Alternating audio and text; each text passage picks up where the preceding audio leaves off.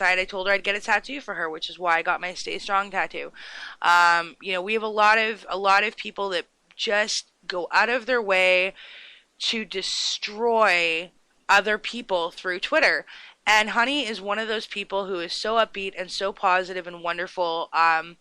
When I actually had completely forgotten about her, and then I think it was Sam actually that tweeted her name out, and I was like, "Oh my God, I miss Honey. She's so wonderful." And I followed her, and Honey's like, "Who are you?" And I'm like, "It's okay, you don't know me, but I know you. I love you, and I'm a fan. I'm not gonna lie. I get a little fangirl when it comes to Honey." So she requested. What did she request? Oh my goodness. I just added it too. Duncan Cheek. So I'm going to get to that in a little bit for you, Honey. Just waiting for Sam to call in. She's very excited. Now, here's the thing about Sam. That everybody, seeing as how she's going to call in, I don't know how much of this story she knows. I don't know what Breakbeat has told her. But I'm going to tell the truth. I'm sorry, Breakbeat. But I have to tell the truth.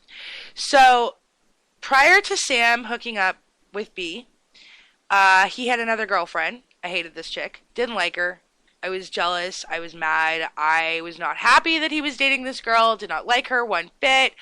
And I was the same way with my best friend Barry of 13 years before he found the woman that he ended up marrying. I did not like the girls that he was dating. I was pissed off. I did everything I could to destroy those relationships. And then he met his wife, and I was like, yes! And so for like 5 years, I was like, Barry, when are you going to marry her? When are you going to marry her? When are you going to marry her? And I like pushed for them to get married because I knew that Robin and Barry belonged together and they loved each other and it was great, and they are married. And as I thought they were going to be, they are incredibly happy. But when when Breakbeat, was dating other girls, I was not happy. I was jealous. I was cranky. I was miserable. I had a big crush on him, and I was like, why can't he see that I'm right here? No, it wasn't that bad. But I didn't like them. They were skeezy. They were psychotic. They were mean. They were awful girls. And then he tells me about Sam. And I was like, yeah, we'll see. And anybody that knows me in my real life knows that when my boys start dating, I am like a mother bear. You better make sure that like you got all your stuff together, that you were going to take care of him, that you're going to treat him right, because the minute that I see you mess up, my loyalties are made very clear, and I will take you down. I am very, very close with all of my guy friends, and I'm very protective of them because I know what we women are capable of. I, for instance, am manipulative. I don't cheat, I don't lie, but I'm a girl, I'm manipulative, I know how to like bat my eyelashes, I know how to use my tears, I know how to wear my makeup, like it's how we are, right? But he met Sam, he introduced me to her. I think we started talking over Twitter and in Tiny Chat. I think. You're gonna have to correct me if I'm wrong, Sam, when you call in, but I full blown loved her immediately. I thought she was funny. I thought she was hilarious. I thought she was like super cute. And more importantly than anything else, B loved her. Like he made it very clear this was it. And I think this was like 2-3 years ago. He was absolutely adamant. She had 2 kids, like the dog, the freaking yard and the house and the whole bit. And they were happy, and I was happy for them. And then all hell broke loose. Twitter, like I said, is a cesspool, and that's what Sam and I are going to talk about today. Not necessarily their relationship, but how it affected all of these people around the world, from literally like Denmark to England to Australia, like people all over the world. For some reason, other than me and I think like their really, really close friends, were invested in destroying this relationship. And it's so scary. Like it's terrifying, because you have this relationship. It's between you and the person that you're with and her children, and next thing you know, like you wake up and people on Twitter are calling your friends pedophiles. Me and a few other people were referred to as pedophiles, and I had to go through, like, I had to have the police investigate. I had to have a background check, and I was totally cool with that. I was like, go for it, but I almost lost my job. Like, it was bad, right? I closed down Radio Free Voice. I don't know what happened to other people. I know that so many lies were told, and the thing is that we're all adults. We can handle it. We can take it. But there were kids involved. Children were involved. Children were used to manipulate the adults involved. Children were used to lie. children were used to spread rumors. And I mean by children, I mean like underage kids were influenced to help destroy these people's relationship, to help destroy their friendships, their reputations. And that's wherein like Skin and Bones Global is so important, because even though we're locally based, we work here in Surrey with youth, we have a lot of people on Twitter, on Facebook, that are constantly messaging us going, people are saying this about me on Twitter, they're saying this about me on Facebook, how do I deal with it? We talk to parents, we talk to teachers, we talk to counselors, and it can get really scary. When you think of things like Rehtaeh Parsons, Amanda Todd, so many kids. I think on our website, on Skin and Bones Global website, I haven't looked at it in almost 6 months, but I think there's a list of like 40-something kids, probably a little bit less than that actually, the number seems a little high to me, that have committed suicide because of what people have said to them on Twitter, on Facebook, because of social media bullying. And the topic has kind of died down right now because people haven't died. But the problem is that just because somebody hasn't died doesn't mean that trolling and online bullying doesn't still happen. I want you guys to listen to this track. It is, this man is Nick Vujicic, and I do not know if I'm pronouncing that correctly. I'm probably not. He was born without arms and legs. And a lot of you are going to go, okay, well, what does that have to do with Twitter bullying? People are bullied for a million different reasons. They're bullied because of the way they look. They're bullied because of the way they talk. They're bullied because they're cooler than somebody. In all honesty, I honestly think that a lot of the reason that people went after Breakbeat Junkie and Sam is because they're kind of like Viz Foshoas and a lot of other Anons. They're kind of E-famous, and I feel like there was a lot of jealousy and a lot of bullshit. And it's like, we're adults.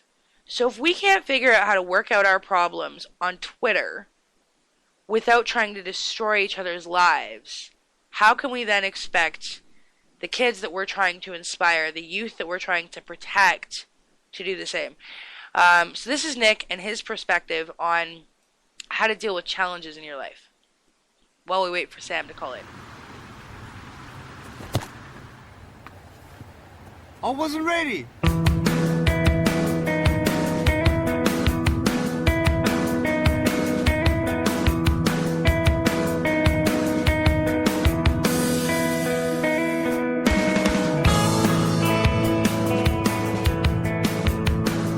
I have no arms and no legs, but I'm very thankful that I have my little chicken drumstick here.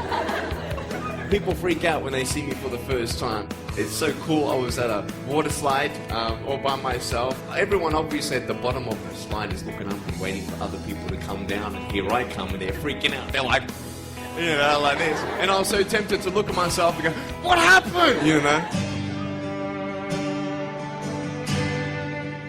And there were times where I sort of looked at my life and thinking, well, I can't do this and I can't do that. And you keep on concentrating on the things that you wish you had or the things that you wish you didn't have. And you sort of forget what you do have.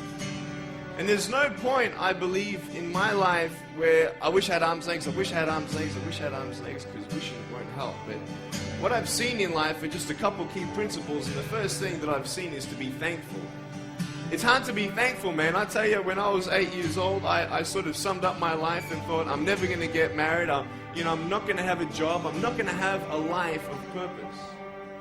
What kind of a husband am I going to be if I can't even hold my wife's hand? It's a lie to think that you're not good enough. It's a lie to think that you're not worth anything.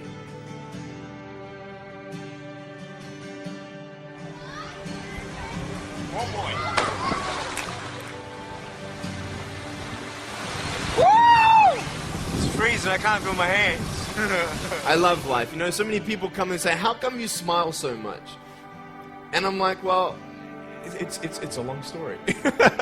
But it's very simple at the same time. You see, it's very hard to smile sometimes in life. There are things that happen that you don't know and you don't understand, and you don't know if you're going to get through it. You know, you go through your storms in life and you don't know how long this storm's going to be. And today I want to share with you some principles that I've learned in my life that you can use in yours.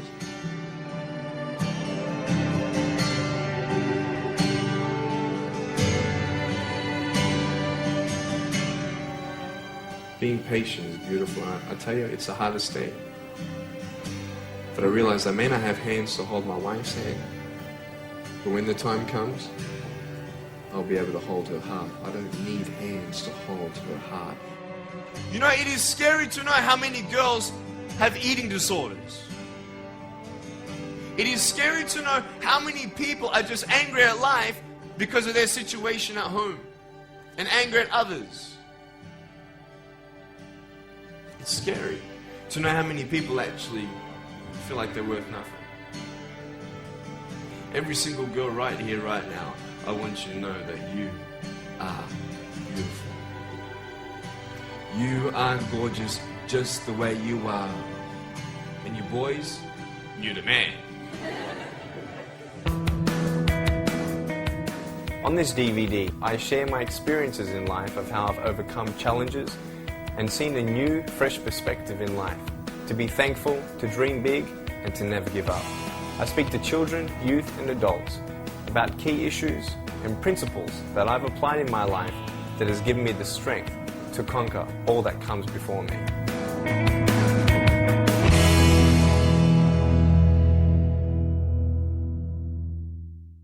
All right, we are back on Radio Free Voice with my beloved Sam. Now, a lot of people think that because you and Breakbeat are together, I'm jealous. They don't understand, like, you're my wife. You're my Twitter wife, right? Right. Like, I love this woman. Go ahead. You can talk. Yeah. There's no jealousy with us. There's no hate. No. No. There never was. No, I think it's because, unlike some people that tried to destroy our friendship and tried to destroy our lives, it's because we're adults, and it was just sort of obvious, I think, the minute that you guys hooked up, that you were happy. Yeah, well, we were. I mean, we were friends forever. I mean, I fixed him up with one of my other best friends, and that didn't work out, and the shit with Ash didn't work out, and we were just kind of there, and we lived in the same state. We hung out, and then it just turned into something else. And at first, it wasn't, I mean, there were a couple people that were weird about it, but it wasn't as big of a deal until all the fucking drama started.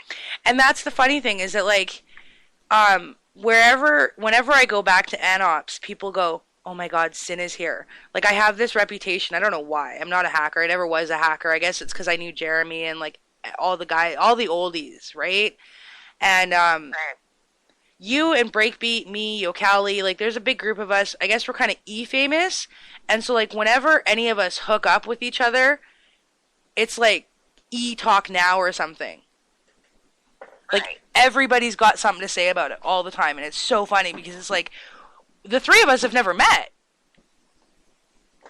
And yet, people are... It feels like we have this. Yeah, well, we've been friends for 4 years. Right. So, like, what do you say to your kids when they get bullied and you know exactly what that's like, having gone through that on Twitter? Oh, my kids? Yeah, the bullying doesn't fly in my house when it comes to my children. I have more of a problem with it with my daughter because she's so sweet and tries to be nice to everybody, and she has such a big heart. And, I mean, she tells me she wants to be a minister, which makes Bobby want to jump off the roof. Oh, my God. You know what I mean? Like, she's just so good. Yeah. And then, so naturally, you know, kids are jerks, and they're just mean to her. Not all kids. I mean, she has her group of friends, but when I had a boy this year threatened to throw her head through a wall. And see... And I called his mother. And I was called a stalker for that, and that's okay. I'll take that. Yeah. And way back when... Turn my kid's head through a wall. Forget you, man. Way back when all of this stuff started, we were all, and I'm not afraid to say it, there were hackers going online hunting down pedophiles. So there was op pedophile, there was op anti-bully, and a lot of the people that were involved in those projects were involved in trying to tear apart you and Bobby, right? Well, that was the center of it because, I mean, Bobby was an operative in Op Anti-Bully. He was part of the New York Times article. He was